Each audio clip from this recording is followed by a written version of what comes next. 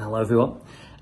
We looked at Job, and we looked at the secret to survive in hard times. And if you're going through a hard time, there is a secret, and it's not about what you know, it's not about information, it's about who you know, it's about revelation.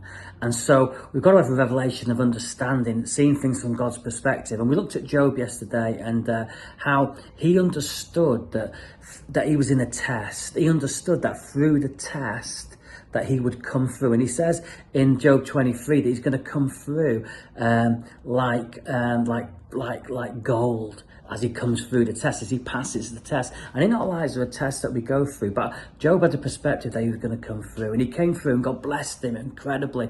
That test was only for a short time, a few months to within a year certainly, that he was tested, and he came through the test. And he came through as gold. In other words, God was doing a work deep down in his life, and God blessed him even more, double-fold, as he came through the test. And so the next person I want to look at today is Paul. And Paul, the Apostle Paul, you read his words in the scriptures, and, he wrote most of the New Testament. But, the Apostle Paul didn't have it easy. When you read the life of the apostles, how they lived, how they died, you'll see that their lives, which were a testimony of Christ. In other words, they passed the test to have this testimony. Like we all have to pass the tests in life. But it wasn't easy. It wasn't a picnic for their lives. And, Paul says, let me read you from 2 Corinthians so you can just get a taste, an overview of his life. 2 Corinthians chapter 11, verse 26 to 28. And I read from the NIV version. And Paul said these. He said, I've been in dangers from rivers, from bandits, from my fellow Jews, from Gentiles, in danger in the city and in the country, at sea and in danger from false believers. I have laboured and I have toiled, and often I've gone without sleep. I have known hunger and thirst, and have often gone without food. I have been cold and naked. Besides everything else, I face daily the pressures and my concern for all the churches. It's in 2 Chronicles chapter 11 verse 26. Wow, if you read that list of stuff that Paul had to endure, Paul had to go through, he had to survive hard times. But Paul, just like Job, understood that God was testing his faith. God was pulling him through a test that was going to bring him forth as gold. Paul understood as well the secret of surviving hard times. He understood, well, what was the secret? Well, it's simply this: he allowed his troubles to drive him closer to the Lord. Just like Job in the Old Testament, he allowed his troubles to drive him, to be that driving, that compelling factor to drive him to his knees, to drive him before God.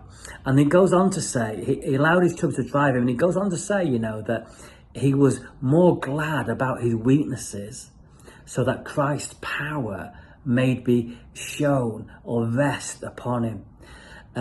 It said, I delight in weakness, in insults, in hardship, in persecutions, in difficulties.